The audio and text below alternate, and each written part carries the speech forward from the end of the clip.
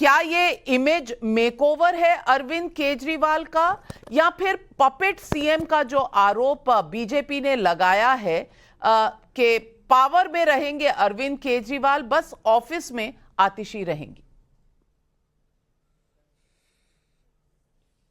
सभी को नमस्ते नविका जी। नविका जी, पपेट की जहां तक बात होती है, पपेट दिल्ली में एलजी हैं। जैसे वो भाजपा के कहने पे दिल्ली वालों के काम लगातार रोकते हैं।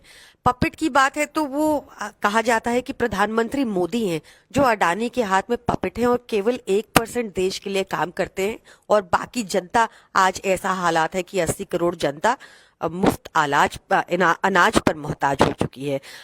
हमने तो बहुत साफ ही कहा है कि दिल्ली वालों ने वोट अरविंद केजरीवाल जी के नाम पर दिया था, और हम सुनिश्चित करेंगे कि चौथी बार भी अरविंद केजरीवाल जी ही दिल्ली के मुख्यमंत्री बने, क्योंकि उन्होंने दिल्ली का लिविंग स्टैंडर्ड ऊपर किया। दिल्ली देश की राजधानी होने के बावजूद देश में सबसे कम महंगाई दिल्ली में है, highest per capita income Delhi में है, मुफ्त बिजली दिल्ली में मिलती है, मुफ्त पानी दिल्ली में मिलता है, महिलाओं को बस यात्रा मुफ्त दिल्ली में मिलती है, बुजुर्गों को तीर्थ यात्रा मुफ्त दिल्ली में मिलती है।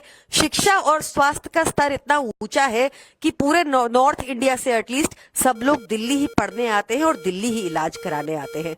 इसी मॉडल से आहत थी भाजपा। उन्होंने एक पूरा षड्यंत्र रचा, तथा कथित शराब घोटाला बोल बोल के, और आज ईडी कोर्ट ने भी साफ कह दिया है कि पीएमएलए कोर्ट ने साफ कहा है कि ईडी द्वेष के भावना से काम कर रही थी, और सुप्रीम कोर्ट ने कहा है कि सीबीआई केज पैरट की तरह काम कर रही थी। और एक ऑनेस्ट व्यक्ति जिसने सिर्फ देश के लिए काम किया, अब वो अग्नि परीक्षा देंगे। ये दोनों कोर्ट के बेल के बाद भी और ऐसी ऑब्जर्वेशंस के बाद भी अपनी जनता के बीच में जाएंगे और जनता से कहेंगे कि अगर ईमानदार हूं तो ही वोट देना। ऐसी हिम्मत किसी भाजपा के मंत्री में नहीं है, किसी भाजपा के नेता में नहीं है।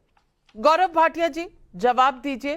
प्रियंका कक्कड़ ने तमाम तरह के आरोप बीजेपी पे लगाए।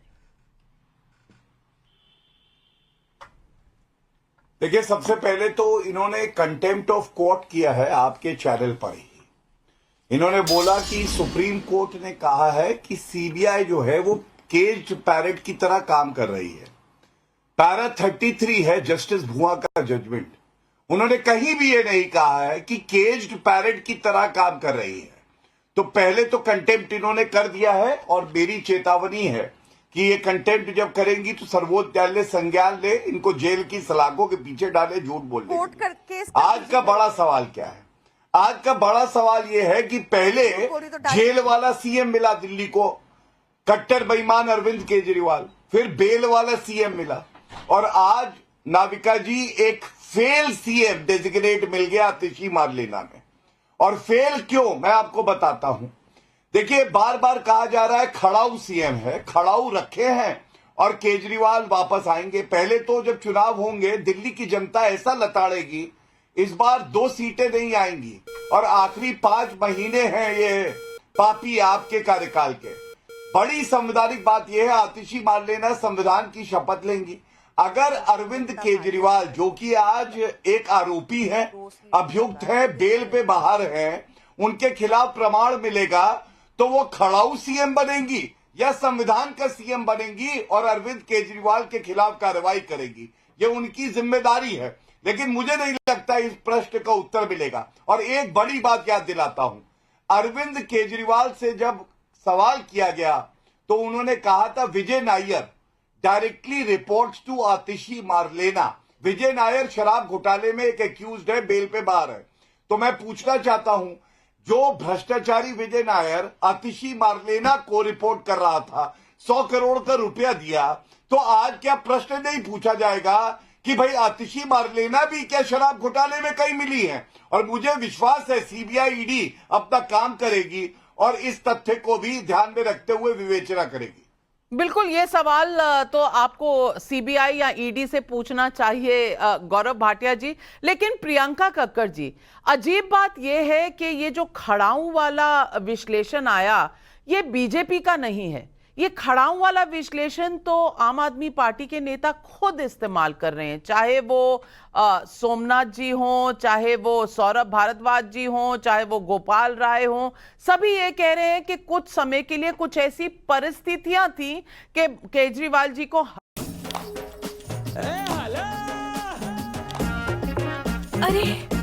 The most masaledar chai and the crispiest pakode.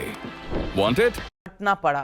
तो क्या ये लाजमी नहीं है कि पपेट सीएम, कठपुतली सीएम वाला चार्ज, ये आरोप उन पर लगेगा? नहीं, क्योंकि मैंने जैसा आपको बताया पपेट सीएम, ये सारे आरोप गलत है। हमारी पार्टी में एक बहुत डेमोक्रेटिकली सारा कुछ डिसाइड हुआ। आपने देखा होगा कल एक पीएसी की मीटिंग हुई, सीएम ने सबसे 1-to-1 चर्चा की, आज सुबह विधायक दल की मीटिंग हुई, तब सबकी सहमति से ये नाम सामने आया। और आतिशी जी बहुत काबिल इंसान है, जिन्होंने बहुत हार्डवर्क किया है, बहुत सालों से कर रही है, पार्टी के प्रति उनकी श्रद्धा है। उन्होंने पूरी दिल्ली के लिए शिक्षा मॉडल पे बहुत काम किया है, हम सबको पता है। अब क्या है कि हम तो खुल के कह रहे हैं कि दिल्ली की जनता ने अरविंद केजरीवाल जी के नाम पे वोट दिया था, और हम आने वाले चुनाव में भी ये इंश्योर करेंगे कि अरविंद केजरीवाल जी ही चौथी बार दिल्ली के मुख्यमंत्री मिले। हम तो खुल के ये कह रहे हैं। पर इस टाइम पे, इस पीरियड में देखिए, बीजेपी की मंशा रहती है कि किसी भी तरीके जो दिल्ली मॉडल है, जो दिल्ली में सुविधाएं मुफ्त मिलती हैं और उसके बाद एक रेवेन्यू सरप्लस बजट भी सरकार पेश करती है, किसी तरह उसको रोका जाए। क्योंकि भाजपा अपने किसी स्टेट में तो फ्री बिजली दे नहीं पाती, भाजपा अपने किसी स्टेट में फ्री पानी तो दे नहीं रही, भाजपा कहीं भी अपने स्टेट में किसी महिला को फ्री बस यात्रा तो दे नहीं रही, भाजपा के स्टेट में कहीं भी बुजुर्ग तीर्थ यात्रा में तो मुफ्त में जा नहीं रहे। तो इसको रोको, क्योंकि अरविंद केजरीवाल जी की लोकप्रियता को रोकना है, उस पर प्रहार करना है लगातार। इस मॉडल को वो रोकना चाहते हैं लगातार। और मैं आपको ये बहुत जिम्मेदारी से कहती हूँ कि मैं गौरव भाटिया की जो लास्ट स्टेटमेंट थी उसका जवाब इसलिए नहीं दे रही क्योंकि वो सिर्फ झूठ ही बोलते हैं, और यही वजह है कि वो पिट जाते हैं बार बार, इसलिए उनकी बातों को मैं इग्नोर कर रही हूँ। गौरव भाटिया जी। लेकिन नाविका जी, व्यक्तिगत टिप्पणी करी, ऐसा तो कोई माइका लाल पैदा नहीं हुआ है जो उंगली भी लगा सके भाजपा के प्रवक्ता को, और मुझे तो कहने से भी नहीं लगा पाएगा। लेकिन हाँ, एक करारा थप्पड़ पड़ा था अरविंद केजरीवाल के गाल पर। ऐसे आया था एक हमारा नागरिक और उसने थप्पड़ मारा करारे गाल पे, और गाल जो है उनका सूज गया, और वो सूजन हमने देखी है। इसलिए थप्पड़ किसको पड़ते हैं जनता से, ये इनको पता होना चाहिए। व्यक्तिगत टिप्पणियों से बचे। शरीर बड़ा हो गया, बुद्धि बड़ी नहीं हो पाई बेचारी की। मुझे संवेदना प्रकट करनी चाहिए। मुझे लगता है कि हमें पर्सनल कमेंट्स नहीं करने चाहिए, खास करके महिलाओं के सामने होते हुए। और प्रियंका जी, मैं आपसे भी कहूंगी, लेट्स नॉट गेट पर्सनल, मुद्दे पर चर्चा करते हैं। मुद्दा डिबेट का है, हम इस पर बात करें बजाय इसके कि हम एक दूसरे पर पर्सनल अटैक करें। अब सुनिए जी, सुनिए पहले मेरी बात नाविका जी। जब उन्होंने मेरे पे व्यक्तिगत टिप्पणी करी थी तब आप कहाँ थी? इनको नहीं, यही थी, वो बेचारे जाते हैं ये बोला था, कहाँ थी आप बताइए? नहीं, पर उन्होंने यही कहा कि आपका जो आरोप है वो आरोप है, मुझे उस पर इंटरवीन करने की बात नहीं। बड़ा हो गया, बुद्धि नहीं हुई, दांत नहीं आया, ताकि मेरी गलती थोड़ी ना है। और नाविका जी, अगर कोई व्यक्तिगत मैंने उसे फिगरेटिवली मतलब उनके पॉइंट से, उनकी दलील से आपकी दलील पिट गई, इस मायने में समझा था, इसीलिए नहीं कहा।